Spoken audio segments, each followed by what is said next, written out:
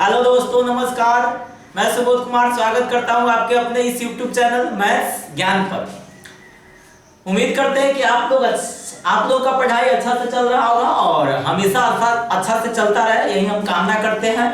तो आप लोग देखे हुए थे क्या चीज, पिछला लेक्चर में हम आपको क्या बताए थे कि जैसे मान लेते कोई ट्रिगोमेट्रिक फंक्शन हो गया है ना, तो उस ट्रिगोमेट्रिक फंक्शन के बारे में हम अभी तो चर्चा किए थे नहीं, हम आपको चर्चा किए थे पिछला सेशन में। कोई भी अगर राइट एंगल ट्रायंगल होगा, क्या होगा, कोई राइट एंगल ट्रायंगल होगा, उस राइट एंगल ट्रायंगल का एक P होता है, एक B होता है और एक H होता है। उसमें आप लोग क्या देखे थे कि PB का वैल्यू दिया रहेगा तो H का वैल्यू निकाल सकते हैं, H और B का वैल्यू दिया रहेगा तो P का वैल्यू निकाल सकते हैं और PH का वैल्यू दिया रहेगा तो B का वैल्यू निकाल सकते हैं। मतलब तीनों में रिलेशन बताए थे और तीनों में रिलेशन के आधार पर हम आपको क्या किए थे कि भाई कोई दो का वैल्यू दिया रहेगा, उसमें हम तीसरा का वैल्यू क्या कर सकते हैं, निकाल सकते हैं। तो आपको करना क्या चीज है, आज के क्लास जो आज का जो सेशन होगा वो बहुत इंपॉर्टेंट होगा।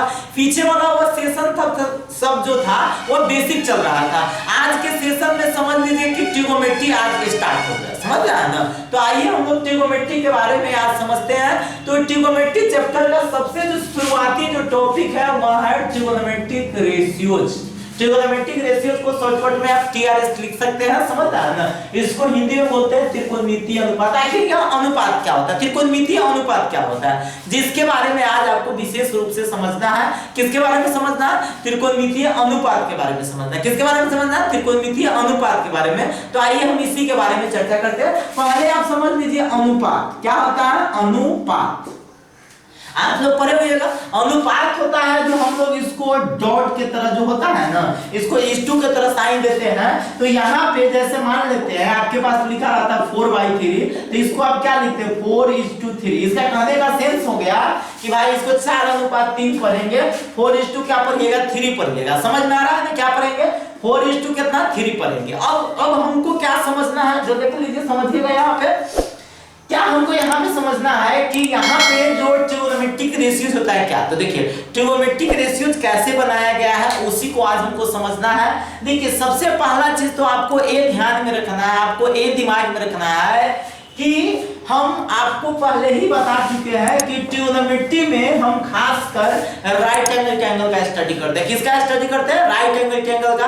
और रेशियो के बात है ना, तो रेशियो तो समझ लीजिए यहाँ पे लिखा हुआ है definition, the ratio of two sides, the ratio of two sides, दो साइड का अनुपात। किसका, तो of a right angle triangle. Of a का दे राइट एंगल ट्रायंगल, कहने का मतलब हो गया राइट एंगल ट्रायंगल के दो भुजाओं के अनुपात को is equal to trigonometric ratio. इसे हम लोग क्या कहते हैं, ट्रिगोनोमेट्रिक रेशियोज करते हैं। कहने का मतलब हो गया समकोण त्रिभुज के दो भुजाओं के अनुपात को त्रिकोणमितीय अनुपात कहते हैं। समकोण त्रिभुज के दो भुजाओं के अनुपात को क्या कहते हैं, त्रिकोणमितीय अनुपात। हम आप लोगों को बार-बार बोलते रहते हैं कि आप लोग कॉन्सेप्ट को लीजिए, आप लोग किसी को रटिए नहीं, है ना, क्योंकि मैथ रटने का सब्जेक्ट नहीं होता। मैथ में आप बस इंटरेस्ट जगाइए, समझ रहे हैं। मैथ में जैसे ही आपका इंटरेस्ट आ जाएगा तो आप पढ़ने के लिए हमेशा बेचैन रहिएगा। हमेशा मैथ का पढ़ने का अलग-अलग तरीका होता है।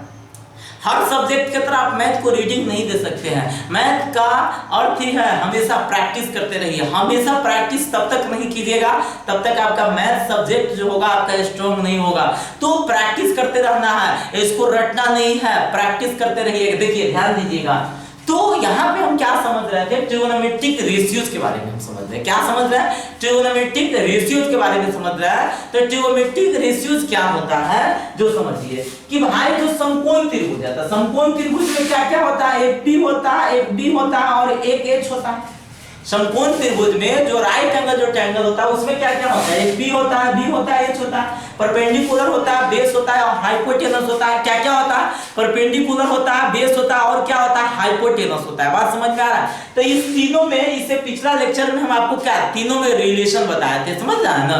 तो आज देखिए क्या होगा, आज इस तीनों का रेशियो निकलना है। तो कहने का सेंस है कि देखिए हम P का रेशियो किसके किसके साथ निकाल सकते हैं, P का रेशियो। फिलहाल अगर आपसे कोई पूछ देगा कि चलिए बताइए P का रेशियो किसके किसके साथ निकाल सकते हैं, तो P का रेशियो निकाल सकते हैं B के साथ, अब P का रेशियो निकाल सकते हैं किसके साथ, H के साथ। समझ रहे हैं ना। अच्छा उसी तरह से B का रेशियो किसके किसके साथ निकाल सकते हैं, तो B का रेशियो निकाल सकते हैं P के साथ और फिर किसके साथ निकाल सकते हैं, H के साथ।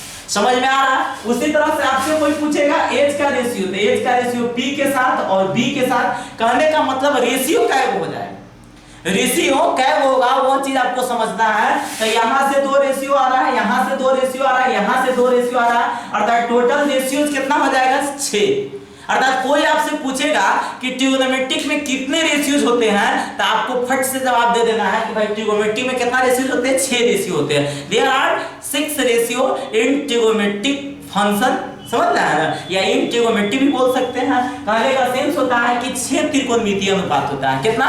6 त्रिकोणमितीय अनुपात होता है। इसी अनुपात का यूज करके हम लोग को पूरा ट्रिगोनोमेट्री बनता है। तो आप इसको एकदम बिल्कुल ध्यान में रखिए, देखिए समझिए। तो आज हम लोग को ट्रिगोनोमेट्री अनुपात के बारे में चर्चा करना है, तो आइए हम स्टार्ट करते हैं। देखिए समझिए ना। अच्छा, ट्रिगोनोमेट्री अनुपात समझ गए। आप लोगों से कोई भी अगर से पूछेगा कि ट्रिगोनोमेट्री रेशियोज किसे कहते हैं, त्रिकोणमितीय अनुपात किसे कहते हैं, तो उसको डायरेक्ट सीधा सिंपल में बताना है, समझ रहे हैं ना, कि भाई दो साइड होता है। किसका 2 साइड? राइट एंगल ट्रायंगल का मतलब समकोण त्रिभुज के 2 भुजाओं के अनुपात को, क्या समकोण त्रिभुज के 2 भुजाओं के अनुपात को हम लोग क्या बोलेंगे, ट्रिगोनोमेट्रिक रेशियो बोलेंगे। क्या बोलेंगे? Trigonometric ratio. समझ रहे हैं ना। तो देखिए हमको इसी के बारे में आज हम लोगों को चर्चा करना है, इसी के बारे में हमको क्या करना है, समझना है। तो आज हम इसी के बारे में समझेंगे। चलिए आइए।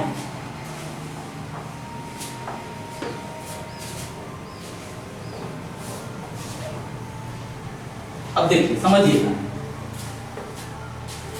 देखिए अगर से आपसे कोई पूछ लेगा है ना कि ट्रिगोनोमेट्रिक रेशियोज कितने होते हैं, तो हम आपको बता दिए हैं 6 ट्रिगोनोमेट्रिक रेशियोज होता है। आप लिख सकते हैं देयर आर 6 ट्रिगोनोमेट्रिक रेशियोज। समझ रहे हैं ना, देयर आर 6 ट्रिगोनोमेट्रिक रेशियोज मतलब 6 त्रिकोणमितीय अनुपात होते हैं। 6 त्रिकोणमितीय अनुपात होते हैं। 6 त्रिकोणमितीय अनुपात होते हैं। कौन कौन होता है जी समझिएगा। सबसे पहला जो होता है, सबसे पहला होता है, वह होता है, सबसे पहला का नाम होता है साइन। क्या होता है? साइन। अब समझिएगा कि आप लोग अगर बाई चांस थोड़ा सा अगर पढ़े हुए हैं तो ठीक है, नहीं पढ़े हुए हैं तब तक कोई दिक्कत नहीं। आप पढ़े होइएगा तो आप लोग कंफ्यूज होते होइएगा कि सर साइन तो ऐसा एन लिखा जाता है, फिर आप ऐसा एन ही लिख दिए क्यों? तो हम आपको बताते हैं। देखिए यह जो होता है, यह शॉर्ट नेम होता है, यह आपका लॉन्ग नेम होता है। पहले आप लोगों को साइन आया था, पहले क्या आया था? साइन आया था। समझ में आ रहा है ना। तो कोई भी अगर से आपसे पूछेगा, समझ रहे हैं ना, कि भाई साइन, समझ रहे हैं ना, तो इस साइन का यूज सबसे पहले प्रयोग कौन किया था? तो हम आपको बता दें, एक गणितज्ञ थे जिसका नाम था कथी, आर्यभट्ट। क्या नाम था? आर्यभट्ट। चलिए देखिए इधर, तो आर्य जो भट्ट थे, समझ रहे हैं ना, तो अगर कोई आपसे पूछेगा कि ट्रिगोनोमेट्री का पिता किसे कहा जाता है, ट्रिगोनोमेट्री का जनक किसे कहा जाता है, तो आप लोगों को क्या बोलना है? आर्यभट्ट। क्या बोलना है? आर्यभट्ट। सबसे पहले ट्रिगोनोमेट्री का जो यूज करने वाले जो गणितज्ञ थे वह कौन थे? आर्यभट्ट थे। समझ रहे हैं ना। तो साइन नाम कौन दिए? आर्यभट्ट दिए। इसी तरह से पहले आप नाम समझिए, देखिए, और सबका एक शॉर्टकट नाम है। देखिए साइन हो गया, क्या हो गया? सबसे पहला क्या हो गया? साइन हो गया। तो साइन। इसके बाद दूसरा जो होता है वो क्या होता है? कोसाइन। क्या होता है? कोसाइन। सबसे पहला था साइन, दूसरा क्या था? कोसाइन। तो साइन क्या होता है? कोसाइन क्या होता है? देखिए साइन होता है the ratio of P and H। The ratio of P and H is called sine. The ratio of, देखिए हम यहाँ पे लिख देते हैं द रेशियो, क्या बोलेगा? The ratio of P and H is called sin। is called sin। Sine को हिंदी में क्या बोला जाता है? जिया। याद रखना, साइन को हिंदी में क्या बोलेंगे? जिया बोला जाता है। समझ में आ रहा है ना। साइन को हिंदी में क्या बोला जाता है? जिया बोला जाता है। क्या बोलिएगा? जिया।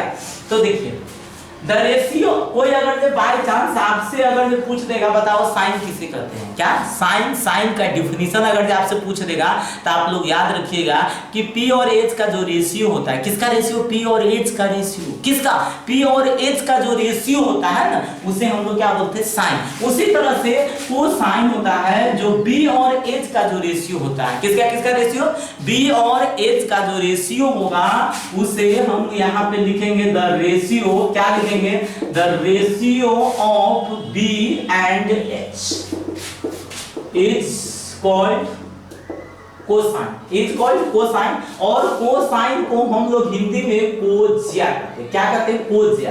देखिए साइन से ही बना है कोसाइन।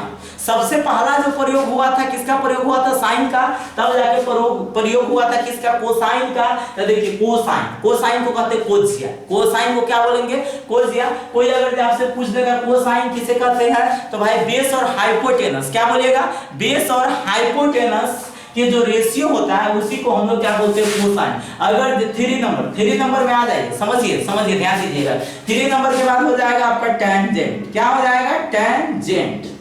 टेंजेंट, टेंजेंट का जो होता है वो होता है P और B, यानी द रेशियो ऑफ, क्या लिखेगा, the ratio of P and B is called tangent, is called tangent.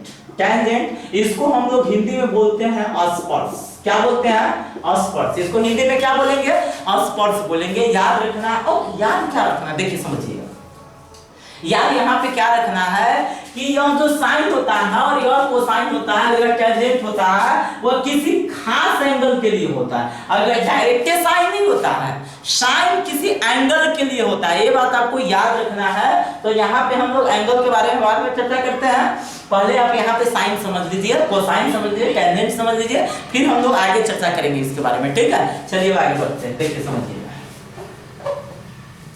चलिए अगला क्वेश्चन हम लोग लेते हैं, फोर्थ नंबर। फोर्थ जो होता है साइन, साइन का जो अपोजिट होता है, साइन का क्या होता है, एक विलोम होता है। साइन का क्या होता है, विलोम। तो साइन का जो विलोम होता है उसे हम लोग बोलते हैं कोसेक, क्या बोलते हैं, कोसेक। लेकिन इसका जो फुल में होता है वो होता है कोसेक, कोसेकेंट, कहते हैं कोसेकेंट, समझ रहे हैं ना। तो कोसेकेंट होता है, तो यहाँ पे कोसेकेंट को हम लोग जस्ट इसका उल्टा बोल देते हैं और बोल देते हैं h/p।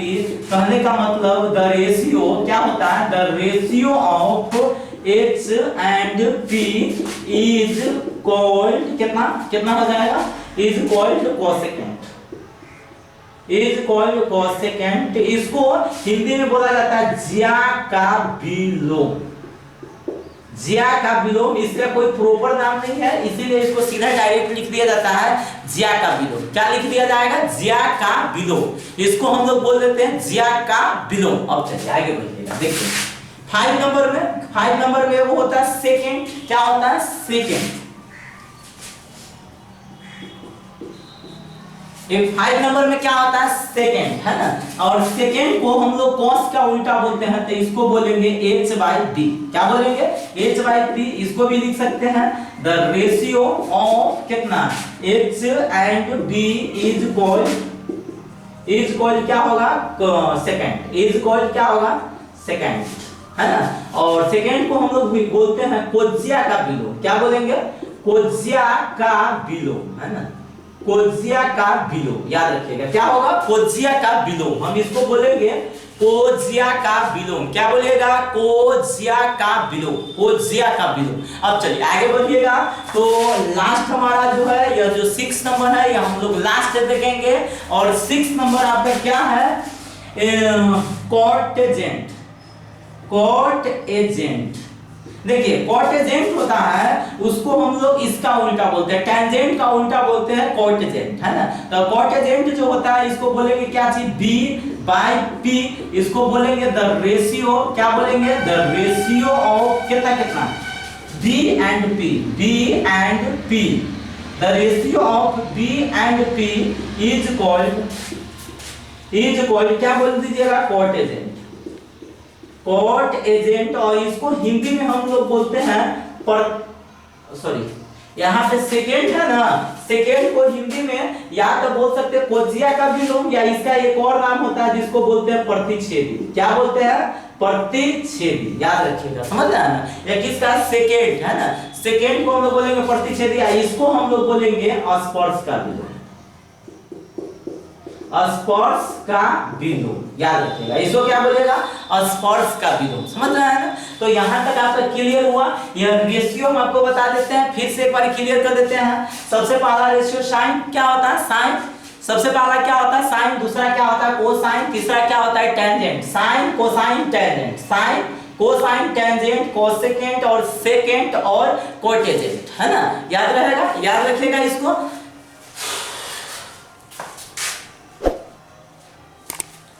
देखिए देखिए देखिए क्या क्या होता है, साइन होता है, सबसे पहला क्या होता है साइन, याद रखिएगा, सबसे पहला क्या होता है साइन, दूसरा क्या होता है कोसाइन, दूसरा क्या होता है कोसाइन, तीसरा क्या होता है टेंजेंट और चौथा क्या होता है कोसेकेंट और पांचवा क्या होता है सेकेंट और जो छठा होता है उसको क्या कहते हैं कोटेजेंट, उसको छठा क्या बोलते हैं कोटेजेंट। अब आपको ये बात आपको क्या याद रखना है, ये तो फॉर्मूला हो गया, समझ रहे हैं ना। तो आपसे कोई पूछेगा साइन, तो साइन का यह डिफिनीशन है, समझ रहे हैं ना, और इसी डिफिनीशन को फॉर्मूला बना दिया गया है। तो इसका कोई अगर कहेगा प्रूफ, तो इसका प्रूफ नहीं हो पाएगा, क्योंकि डिफिनीशन का प्रूफ कभी नहीं होता, समझ रहे हैं ना। तो यह साइन का डिफिनीशन है। कोई अगर पूछेगा what is sine, what is sine, तो आप बोल सकते हैं the ratio of P and H, मतलब perpendicular and hypotenuse, the ratio of perpendicular and hypotenuse is called sine. The ratio of perpendicular and hypotenuse is called sine। कहने का मतलब हो गया P तथा H के अनुपात को, P तथा H के अनुपात को हम लोग क्या कहते हैं साइन कहते हैं, हम लोग क्या कहते हैं साइन कहते हैं। उसी तरह से आप सबको लिख सकते हैं, समझ रहे हैं ना, सभी को आप आराम से लिख सकते हैं। The ratio of B and H, मतलब बी और एच के रेशियो को, किसके किसके रेशियो को, बी और एच के रेशियो को हम लोग क्या बोलते हैं कोसाइन बोलते हैं, क्या बोलते हैं कोसाइन बोलते हैं। उसी तरह से पी और बी के जो रेशियो होता है उसे हम लोग क्या बोलते हैं टेंजेंट बोलते हैं। उसी तरह से एच और पी के रेशियो को हम लोग कोसेकेंट बोलते हैं। उसी तरह से एच और बी के रेशियो को बोलते हैं, और उसी तरह से और बी और पी के रेशियो को हम लोग कोटेजेंट कहते हैं। बात समझ में आ रहा है। तो हम लोग आज के सेशन में हम लोग यहाँ पे स्टॉप करेंगे, फिर हम आपको अगला सेशन में आपको अगला टॉपिक के साथ मिलते हैं। तब तक आप लोग बने रहिए मैथ्स ज्ञान के साथ। ओके, धन्यवाद।